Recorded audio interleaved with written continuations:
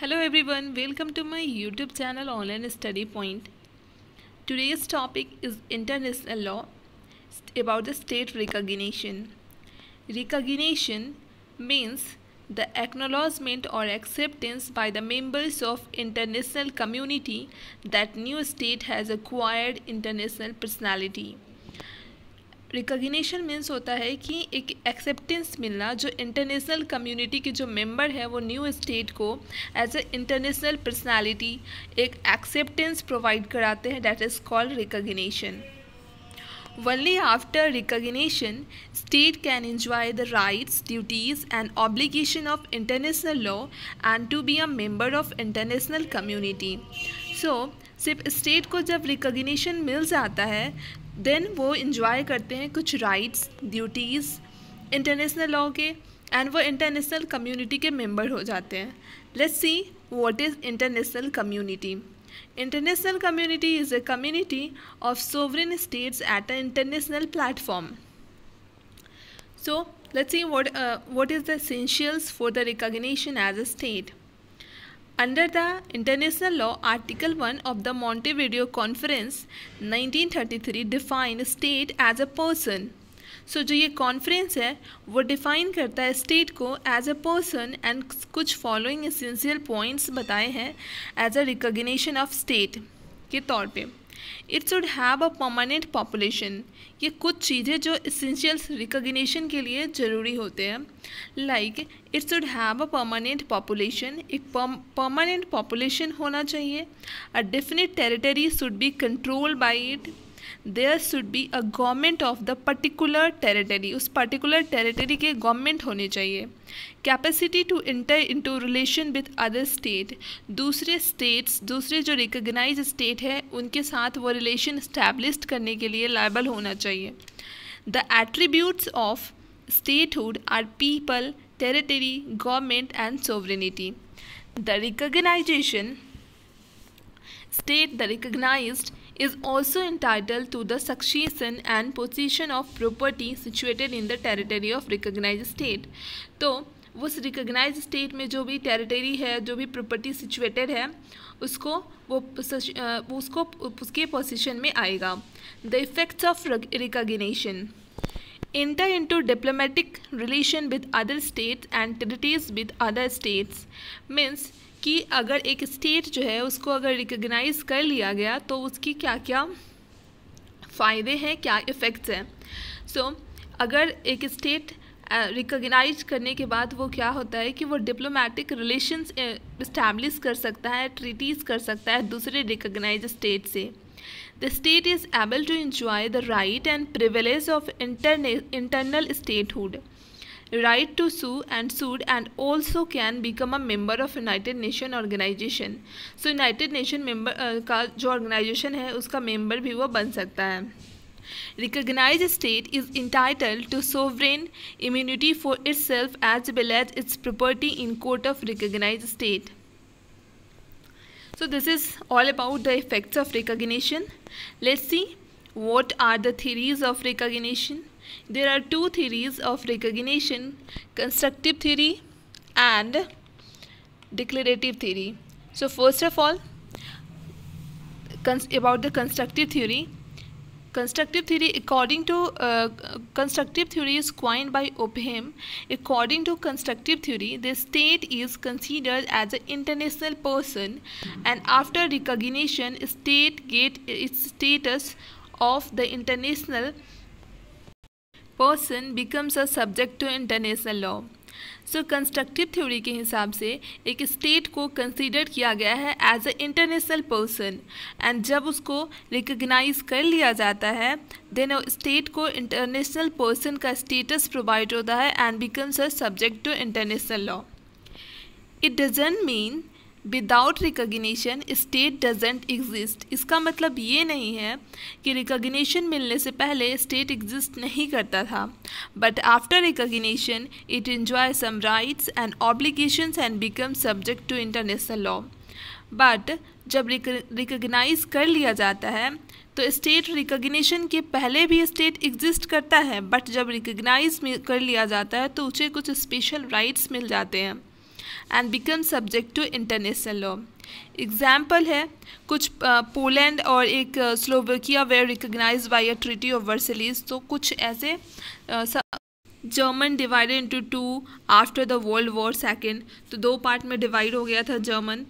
फिर कुछ इस थीरी जो है, इस थीरी के कुछ क्रिटिक्स भी हैं. Recognition is political and diplomatic not legal. So जो स्टेट रिकग्निशन का जो प्रोसेस है इसको पॉलिटिकल एंड डिप्लोमेटिक वे में लिया जाता है, बट ये लीगल नहीं है. Recognition done by few state other might refuse, but according to this theory recognition by all state mandatory. तो ये थीरी ये बोलता है कि जितने भी रिकग्नाइज स्टेट हैं किसी न्यू स्टेट को उन सारे स्टेट के थ्रू रिकग्नाइज होना कंपलसरी है. तो ऐसा तो नहीं है कि एक साथ सारे स्टेट किसी एक स्टेट को रिकग्नाइज कर लेंगे. तो ऐसा नहीं होता है, एक बार में कुछ स्टेट ही दिया प्रोवाइड किया रिकग्निशन. तो ये थ्योरी इसलिए क्रिटिसाइज्ड किया गया. Example, Taiwan is a democratic country. Even it had business with almost every country, yet it is not recognized by other country. So Taiwan जो है उसको अभी भी बहुत सारे कंट्री रिकग्नाइज नहीं करते हैं. This theory fails to explain the legal rights and consequent of recognized state. So जो ये theory है वो explain नहीं कर पाई legal right and consequent of the recognized state. So let's talk about the declarative theory, or declarative theory is also called the evidentiary theory.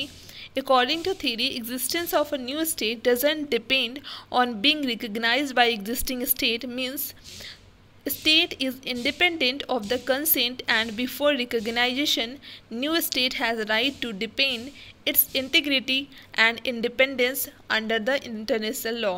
So according to this theory, कोई नया state का जो existence है वो इस पर depend नहीं करता है कि जो दूसरा स्टेट है उसे रिकग्नाइज करे या नहीं करे.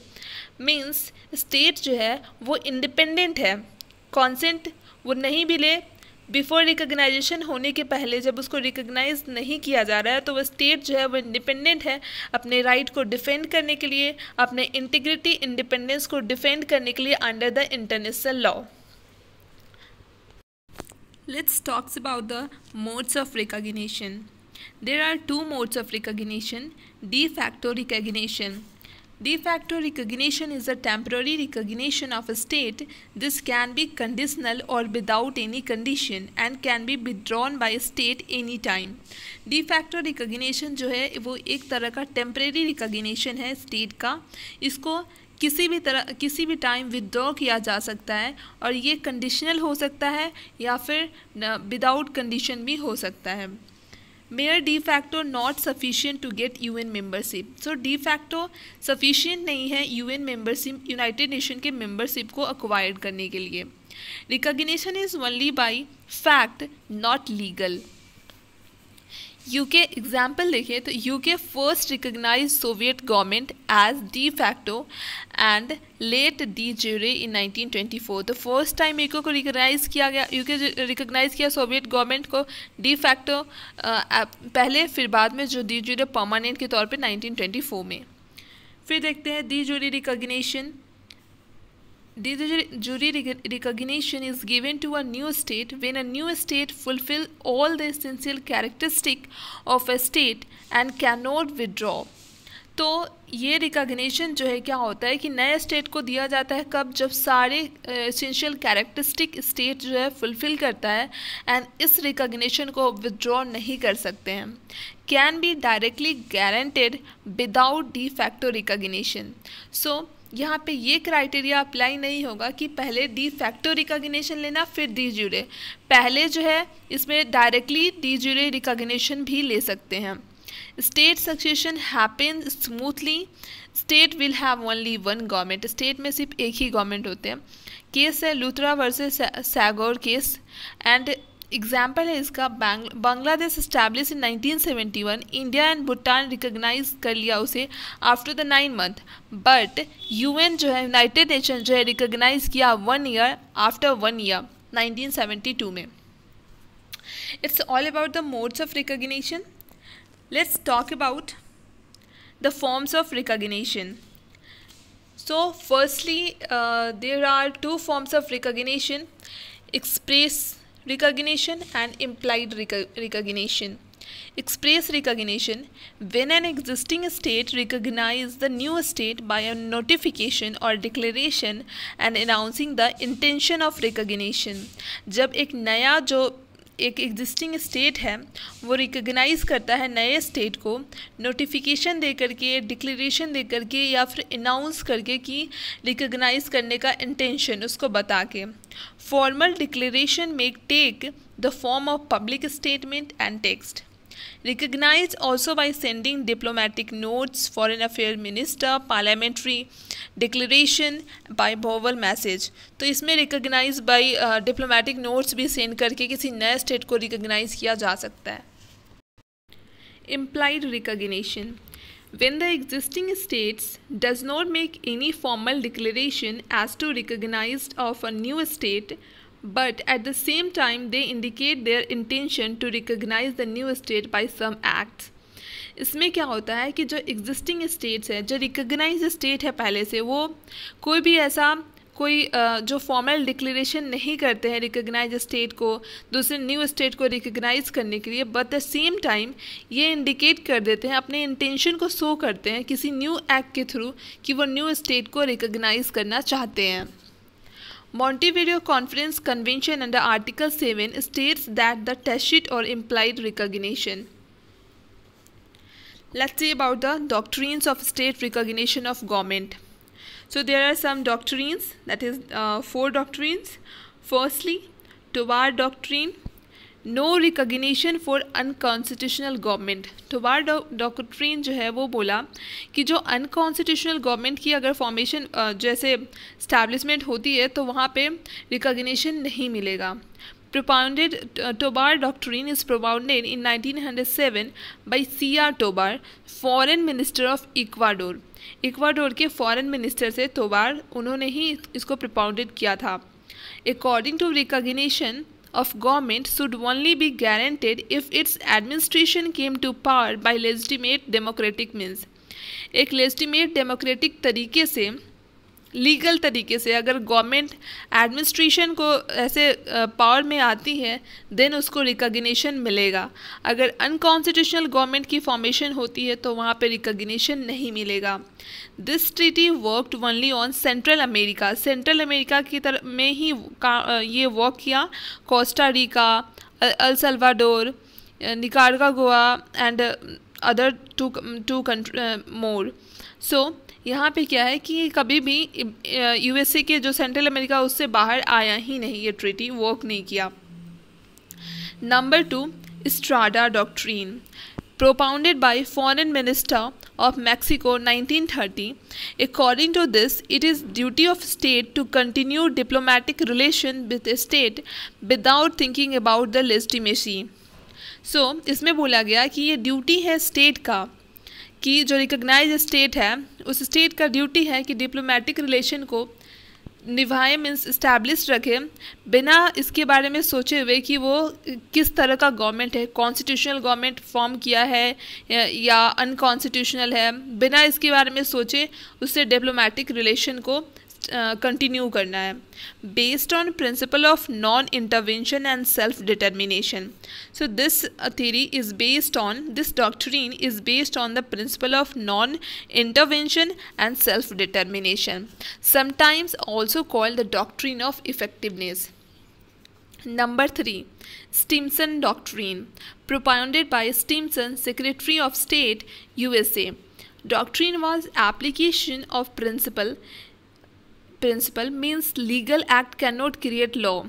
If any state violated international treaty, particularly the Pact of Paris 1928, also called Kellogg-Briand Pact, will be deemed to be invalid. तो इस थ्योरी में ये बोला गया कि कोई भी स्टेट अगर किसी भी इंटरनेशनल ट्रीटी को क्या करता है कि उसको वायलेट करता है, पर्टिकुलरली पैक्ट ऑफ पेरिस को, तो उसको इनवैलिड कर दिया जाएगा. Theory as also positive side, इस थ्योरी का कुछ पॉजिटिव साइड है. In 1990 when UNSC adopted resolution for not recognise the Iraqi annexation of Kuwait. Number 4, Halstein Doctrine, propounded in the context of division of Germany. Scholar Hallstein जो इनको propound किया था. According to this theory, no state can establish diplomatic relation with East and West Germany at the same time. तो इस theory में ये बोला गया कि जब वर्ल्ड वॉर सेकेंड के बाद जो है वो जर्मनी ईस्ट और वेस्ट में डिवाइड हो गया, तो इस theory में ये बोला गया कि कोई भी स्टेट जो है एक बार में डिप्लोमेटिक रिलेशन ईस्ट और वेस्ट जर्मनी के साथ इस्टेब्लिश नहीं कर सकता है. It's all about the doctrine for state recognition of government. Let's talk about the recognition of belligerency. Recognition of belligerency shows that recognized state means जो पहले से recognized है, consider that rebels are in a position to exercise authority over the territory in their possession. Means जो state पहले से recognized है वो अगर ये मान रहे हैं कि जो सिविल वॉर के कारण और जिस भी कारण से जो रेबल्स जो है वहाँ पे रेबल कर दिए हैं जो भी, तो वो अगर ज़्यादा पावरफुल है, वो वहाँ पे एडमिनिस्ट्रेशन अथॉरिटी चला सकते हैं, देन उनको पावर मिल जाना चाहिए. So then we should know that what is rebel.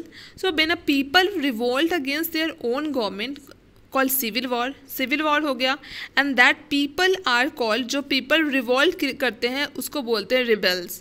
तो अपने खुद के गवर्नमेंट के वो अंदर में अगेंस्ट कर दिया तो उसको सिविल वार बोला गया. सो बेलिजरेंसी जब रिकग्नाइज अगर कर लिया गया दूसरे रिकग्नाइज स्टेट से, तो कुछ जूरिस्ट जो है उनके हिसाब से कुछ पॉइंट्स जो है सर्टेन क्राइटेरिया जो है फुलफिल होने चाहिए. Like hostilities should be of a general character, it should not be a local in nature. Rebels must be in control of substantial part of national territory. Both parties must act in accordance with laws of war. Rebels must have organized force under proper command. Let's talk about the recognition of insurgency. When rebels, insurgent forces occupy a large part of territory and constitute de facto authority over it. So बहुत ज़्यादा जो insurgent होते हैं, जो rebels होते हैं, territory के बड़े से पार्ट को अगर वो ऑक्यूपाई कर लेते हैं और वहाँ पे अथॉरिटी अपना एक जलाने लगते हैं, rebels may claim some international subjectivity, and when rebels are recognized by other state, and that time rebels क्या होते हैं कि कुछ इंटरनेशनल सब्जेक्टिविटी को भी क्लेम करने लगते हैं, उसमें भी पार्टिसिपेट करने लगते हैं. और दैट टाइम क्या होता है, जब रेबल्स को रिकॉग्नाइज कर लिया जाता है दूसरे रिकॉग्नाइज स्टेट के थ्रू, it is known as recognition of insurgency. तो उसको कहते हैं recognition of insurgency. Conditions: insurgent must exercise control over a considerable part of territory. जो कंसिडरेबल पार्ट है टेरिटरी का, तो उसको वो इंसर्जेंट के कंट्रोल में होना चाहिए. Insurgent should enjoy majority support of the people inhabitant. Means जो लोग वहाँ पे रह रहे हैं उनका मेजॉरिटी सपोर्ट होना चाहिए इंसर्जेंट का. So that's all about the international law of the state recognition. Today's video is totally about the state recognition. If you like it, like, share and subscribe. Thank you.